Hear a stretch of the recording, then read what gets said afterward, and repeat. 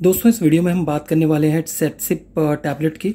हो सकता है कभी आपने भी ये टैबलेट खरीदी हो। काफ़ी नॉर्मल और काफ़ी कॉमन ये टैबलेट है और ओटीसी टैबलेट है, यानी कि किसी भी केमिस्ट की शॉप पर आपको ओवर द काउंटर मिल जाती है। इसके लिए किसी भी डॉक्टर की प्रिस्क्रिप्शन की ज़रूरत नहीं पड़ती है।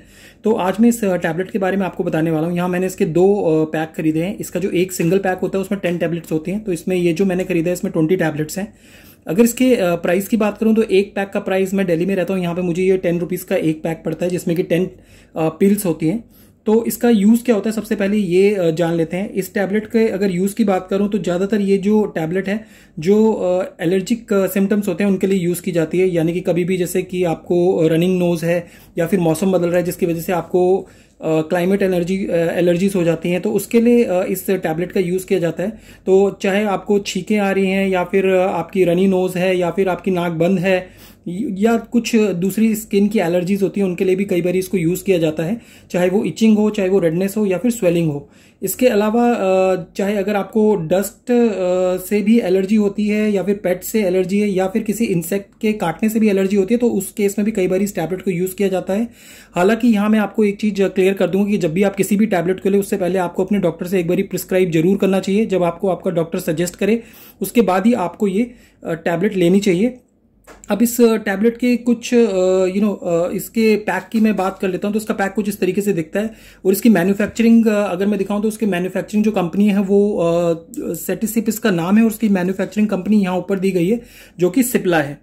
अब अगर इस की मैं बात करूं टैबलेट की, अगर मैं बात करूं तो ये 10 mg की जो ये एक स्ट्रिप जो होती है 10 mg की स्ट्रिप, इसमें जो टैबलेट्स होती हैं इसमें 10 टैबलेट्स होती हैं। 10 mg उनकी जो एक टैबलेट की जो क्वांटिटी होती है। इसके साथ साथ अगर मैं इसके साइड इफेक्ट्स की बात करूं तो इसके साइड इफेक्ट्स को भी ध्यान में रखना बहुत जरूरी है जब भी आप इस टैबलेट को खरीदें। तो इसके अगर साइड इफेक्ट की मैं बात करूं तो इसमें कुछ कॉमन साइड इफेक्ट्स होते हैं। चाहे वो आपको थकान हो सकती है, इससे हेडेक हो सकता है और इससे थोड़ी सी स्लीपीनेस या ड्राउजीनेस भी हो सकती है, यानी कि आपको नींद आने की भी थोड़ी से आपको लग सकता है, थोड़ी सी ड्राउजीनेस आपको लग सकती है।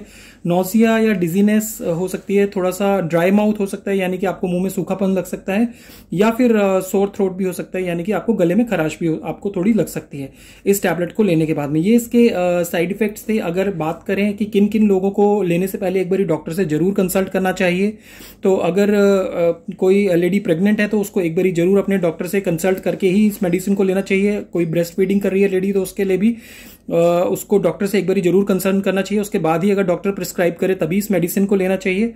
और अगर आप ड्राइव कर रहे हैं तो आपको ये सजेस्ट करूंगा ड्राइव करने से पहले इस मेडिसिन को ना लें, क्योंकि कई बार इसे ड्राउजीनेस या फिर थोड़ी सी स्लीपीनेस के सिम्टम्स आपके अंदर आते हैं। तो अवॉइड करें ड्राइव के टाइम पर इसको लेना। अगर आप अल्कोहल कंज्यूम कर रहे हैं तो उस टाइम पे भी आपको इस टैबलेट को नहीं लेना चाहिए।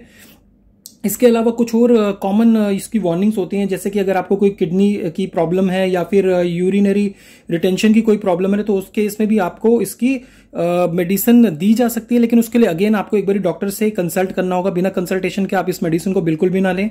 अगर आपको अगर आपको मिर्गी के दौरे पड़ते हैं तो उसके लिए भी एक बार आप डॉक्टर से कंसल्ट करके ही इस मेडिसिन को लें। किसी भी अगर आप अपने घर पे बच्चे को ये मेडिसिन देना चाहते हैं तो उस केस में भी सबसे पहले आप अपने डॉक्टर से कंसल्ट करें, उसके बाद ही इस मेडिसिन को दें। किसी भी तरह की एलर्जी का अगर आपका कोई स्किन टेस्ट वगैरह हो रहे हैं या स्किन से रिलेटेड आपको कोई प्रॉब्लम है तो एक बार आप कंसल्ट करें अपने डर्मेटोलॉजिस्ट से और उसके बाद ही इस मेडिसिन को आपको लेना चाहिए।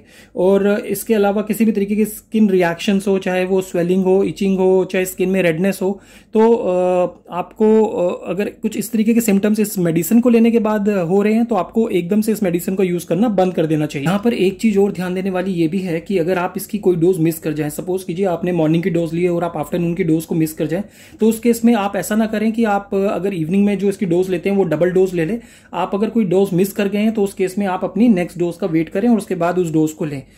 अभी ये जान लेते हैं कि इसको लिया किस तरीके से जाता है। इसको आपको जो पानी की सफिशिएंट अमाउंट होता है पानी का, उसके साथ ही इसको लेना चाहिए। अगेन यहाँ पे मैं एक चीज क्लियर कर दूंगा कि आपको अपने डॉक्टर से प्रिस्क्राइब करके ही इस मेडिसिन को लेना है। ओवर द काउंटर मेडिसिन है, आराम से केमिस्ट के पास मिल जाती है, लेकिन उसका मतलब ये नहीं है कि आप जाएं और सीधा बिना किसी डॉक्टर से प्रिस्क्राइब किए इस मेडिसिन को ले लें। तो बेस्ट होगा कि आप अपने डॉक्टर से प्रिस्क्राइब करवाएं इस मेडिसिन को और उसके बाद इस मेडिसिन को लें। इसके अलावा अगर चाहे आप इसको खाने के साथ लेते हैं, ये मेडिसिन के काम जो वर्क होता है उसको इफेक्ट नहीं करता। अगर आप इसको खाने के बाद भी लेते हैं और इसको खाने के साथ भी लिया जा सकता है या बिना खाने के भी लिया जा सकता है। हालांकि अगेन मैं आपको एक बारी यहाँ पे क्लियर कर देना चाहता हूँ कि अपने डॉक्टर से एक बारी जरूर कंसल्ट करें किसी भी मेडिसिन को लेने से पहले। तो अब जान लेते हैं कि ये वर्क कैसे करती है। एक्चुअल में होता क्या है कि हमारी बॉडी के अंदर जो एलर्जीज होती हैं उसके लिए एक सब्सटेंस जो होता है हिस्टामाइन, उसकी वजह से हमारी बॉडी में एलर्जीज होती हैं, चाहे वो इचिंग हो, चाहे वो रनिंग नोज हो, चाहे वो हमें छींक आती हो, स्नीजिंग हो, या फिर हमारी आंखों में पानी आता हो। तो ये सारी की सारी जो प्रॉब्लम्स होती हैं, जो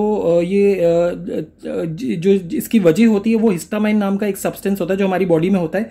तो सेटसिप वाली टैबलेट है वो करती क्या है, वो ब्लॉक करती है हिस्टामाइन को, जिसकी वजह से जो एलर्जिक सिम्टम्स होते हैं वो डिक्रीज हो जाते हैं। तो इस तरीके से ये जो टैबलेट है ये काम करती है। आशा करता हूं दोस्तों इस वीडियो में मैंने आपको काफ़ी इन्फॉर्मेशन दी होगी इस टैबलेट के बारे में। बार बार मैंने इस वीडियो में यही रिपीट किया है कि आप एक बार डॉक्टर से कंसल्ट जरूर करें, क्योंकि किसी भी मेडिसिन को लेने से पहले बेस्ट होगा कि अपने डॉक्टर से एक बार आप परामर्श जरूर करें। और आशा करता हूं दोस्तों आपको ये वीडियो पसंद आया होगा। अगर आपके मन में इस वीडियो को लेकर कोई सवाल हैं तो आप मेरे कमेंट सेक्शन पर जाकर मुझसे पूछ सकते हैं। हमारे वीडियो को देखने के लिए आपका बहुत बहुत शुक्रिया दोस्तों।